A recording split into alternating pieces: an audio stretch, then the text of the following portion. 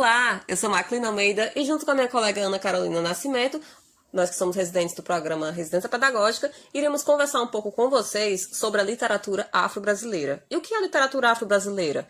Segundo o estudioso Eduardo de Assis Duarte, a literatura negra ou afro-brasileira é aquela desenvolvida por autor ou autora negra, mulato ou mulata, que escreva sobre sua raça dentro do significado do que é ser negro, da cor negra, de forma assumida, discutindo os problemas que a concernem, como a religião, sociedade, racismo. Ele tem ou ela tem que se assumir como negro.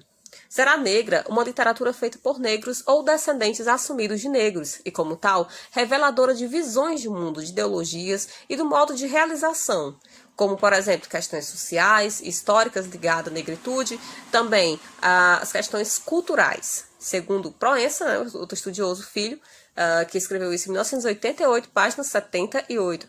Bom, elementos de uma literatura afro-brasileira. O que eu preciso para ser considerada uma literatura afro-brasileira? De uma temática negra, autoria, ponto de vista, linguagem e público. E o que seria essa temática? Pode-se abordar sobre o universo humano, social, cultural e artístico de que se nutre essa literatura, como também o resgate da história do povo negro na diáspora brasileira, passando pela denúncia da escravidão e de suas consequências, glorificar também heróis da história como Zumbi dos Palmares, reconstrução da memória de lutas dos que não se submeteram ao cativeiro e denunciar o apagamento da história do povo negro pelo discurso colonial. Em outras temáticas, temos também as tradições culturais e religiosas, as lendas, os mitos e a memória ancestral trazida da África. E, num contexto mais atual, tratar também, de problemas sociais e da desigualdade racial e desigualdade social. Outro elemento é a autoria, ou seja, o autor e a autora se identificar como negro e negra, e o ponto de vista também é outro elemento, o ponto de vista que é abordar uma perspectiva ou visão que se identifique com a história e cultura negra. A linguagem também, que é o vocabulário que é pertencente às práticas linguísticas originárias da África, trazidas aqui para o Brasil. E o público, que é a formação do público leitor, que esse público advém muitas vezes de projetos literários afro-brasileiros. Um pouco da história da literatura afro-brasileira.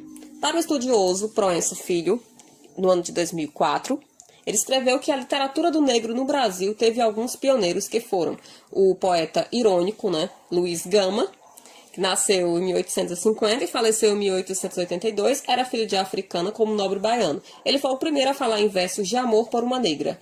E a temática negra é também muito destacada nas estrofes satíricas do seu poema intitulado Quem Sou Eu?, mais conhecido como Boda Rada. Outro destaque foi o mulato escritor Lima Barreto, que nasceu em 1881 e morreu em 1922. Ele era um excepcional ficcionista, e escreveu a obra Clara dos Anjos, escrito em 1922 e foi republicado em 1942. E nesta obra, ele fala exatamente sobre a história de uma mulata, filha de um carreteiro de subúrbio que foi iludida, traída e sofrida por causa de sua cor.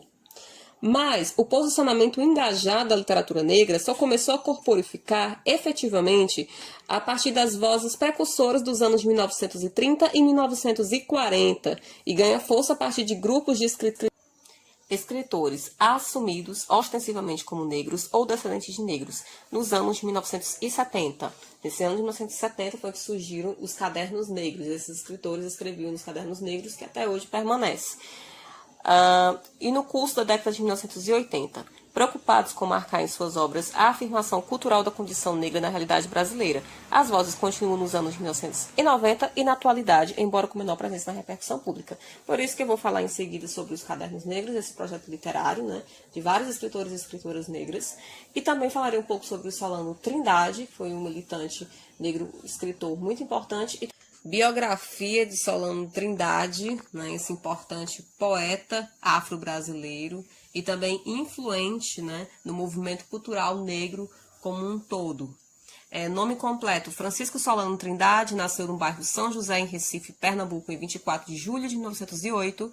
Era filho de Emerenciana Quintureira, que era nascida de índio africano, era cafusa, e Manuel Abílio Trindade, que era nascido de branco e africano, que era mulato. A sua história, ele era autodidata, estudou o nível médio, era militante ativo na ambiência cultural dos anos 1930, foi um dos organizadores em 1934 do primeiro e do segundo Congresso Afro-Brasileiros em Recife e Salvador. O seu primeiro livro foi Poemas Negros, publicados em 1936. Foi também cineasta, pintor, ator de cinema, homem de teatro, militante e poeta. Suas obras: Poemas Negros, publicado em 1936, Poemas de uma Vida Simples, em 1944, Seis Tempos de Poesia, em 1958, Cantares ao Meu Povo, em 1981, Tem Gente com Fome e Outros Poemas, em 1988, Solano Trindade, O Poeta do Povo, em 1999, Poemas Antológicos do Solano Trindade, em 2006, Canto Negro, em 2006. Lembrando que o poema Tem Gente com Fome ganhou uma adaptação musical na voz de Ney Matogrosso e música de João Ricardo. Sobre a série Cadernos Negros. Em 1978, foi criada a primeira edição da série Cadernos Negros, que publicam contos e poemas de escritores e escritoras negras. De 1978 a 2020 foram lançados 43 volumes, um por um, alternando edições de contos e poemas, proporcionando visibilidade para autores afrodescendentes e fomentando não só a literatura negra, mas também a produção literária das periferias. As edições vêm sendo organizadas pelo Quilombe Hoje. A publicação dos Cadernos Negros, a partir de 1978, contribui grandemente para o conceito de literatura negra no Brasil, por serem coletâneas que protestam contra o racismo, abordam o tema do negro em sua individualidade e coletividade, sua inserção social e a preservação da memória cultural, isso dito por Duarte, 2011. Olá, me chamo Ana Carolina, também faço parte do programa Residência Pedagógica da Unilab e agora vou falar um pouco sobre a biografia e obras de escritoras negras brasileiras, Conceição Evaristo e Carolina Maria de Jesus.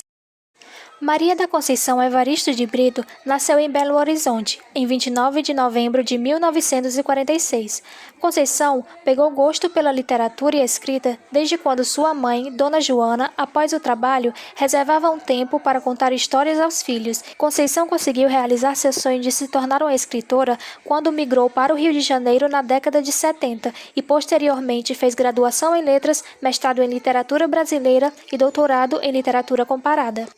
Estreou na literatura em 1990, quando passou a publicar seus poemas e contos na série Cadernos Negros. Em 2003, publicou o romance Ponciá Vivêncio, o qual possui narrativa não linear marcada por seguidos cortes temporais, onde o passado e o presente se misturam. Em 2006, Conceição Evaristo traz à luz seu segundo romance, Becos da Memória, em que trata do drama de uma comunidade favelada em processo de remoção. Já sua poesia ganha maior visibilidade a partir da publicação, em 2008, do volume Poemas de Recordação e Outros Movimentos, em que mantém sua linha de denúncia da condição social dos afrodescendentes, porém inscrita num tom de sensibilidade e ternuras próprias de seu lirismo, que revela um minucioso trabalho com a linguagem poética. Agora vamos à leitura de um poema intitulado Para a Menina, presente na obra Poemas da Recordação e Outros Movimentos. Desmancho as tranças da menina e os meus dedos tremem, medos nos caminhos repartidos de seus cabelos. Lavo o corpo da menina e as minhas mãos tropeçam, dores nas marcas lembranças de um chicote traiçoeiro. Visto a menina, e aos meus olhos a cor de sua veste insiste e se confunde com o sangue que escorre do corpo solo de um povo. Sonho os dias da menina, e a vida surge grata, descruzando as tranças, e a veste surge farta, justa e definida, e o sangue se estanca, passeando tranquilo na veia de novos caminhos, esperança. Neste poema, o eu lírico recorda, através do corpo da menina, os traumas causados pela escravidão e conta os sofrimentos seus e de seus antepassados através de imagens como chicote traiçoeiro, caminhos repartidos. Ela também fala da esperança de um futuro melhor, que deverá ser proporcionado pela e para a nova geração, pois a autora dedica o poema para todas as meninas e meninos de cabelo trançados ou sem tranças, oferecendo aos mais jovens o legado de continuar a luta iniciada pelos seus antepassados e afirmando que a luta é de todos. Agora falarei um pouco sobre Carolina Maria de Jesus. Nascida em Sacramento, Minas Gerais, em 14 de março de 1914, a escritora é oriunda de família muito humilde e pouco estudou formalmente durante sua vida. Mudou-se para São Paulo em 1947, onde residiu com seus 3 filhos na favela do Canindé. Sozinha, vivia de catar papéis, ferros e outros materiais recicláveis nas ruas da cidade, vindo desse ofício a sua única fonte de renda. Carolina preservava diariamente o hábito de ler e logo tomou gosto pela escrita quando passou a registrar seu cotidiano em cadernos que recolhia do lixo, que se transformariam posteriormente no livro Quarto de Despejo, o diário de uma favelada. Em 1950, o jornalista Audálio Dantas se interessou pela escrita de Carolina. Ambos estavam em uma praça vizinha à comunidade quando ela avistou alguns adultos destruindo brinquedos ali instalados para crianças e então ameaçou denunciá-los, fazendo deles personagem de seu livro de memória. Ao presenciar a cena, o jornalista passou a conversar com Carolina e logo se interessou por seus escritos, comprometendo-se a reuni-los e divulgá-los posteriormente. A publicação de Quarto de Despejo deu-se em 1960, sendo traduzido para 13 idiomas e distribuído em mais de 40 países. Carolina publicou ainda mais 3 livros, Casa de Alvenaria, Pedaços de Fome e Provérbios, e ainda uma publicação póstuma intitulado Diário de Betita.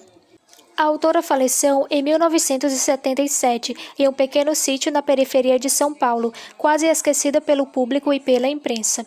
Apesar disso, seus escritos vêm sendo objetos de artigos, dissertações e teses em diversas universidades ao redor do país. Agora, vamos à leitura de alguns trechos da ilustre obra Quarto de Despejo. Na página 52 do livro, a autora declara: "Deixei o leito para escrever. Enquanto escrevo, vou pensando que resido num castelo cor de ouro, que reluz na luz do sol, que as janelas são de prata e as luzes brilhantes, que a minha vista circula no jardim e eu contemplo as flores de todas as qualidades. É preciso criar este ambiente de fantasia para esquecer que estou na favela." Aqui fica claro que a escrita e a leitura eram a válvula de escape daquela realidade tão dura. A autora vivia em constante reflexão sobre a vida que levava e sobre tudo o que acontecia ao seu redor, o que era materializado no livro através de metáforas, como mostra o seguinte trecho. "Eu classifico São Paulo assim. O palácio é a sala de visita, a prefeitura é a sala de jantar e a cidade é o jardim, e a favela é o quintal onde jogam os lixos."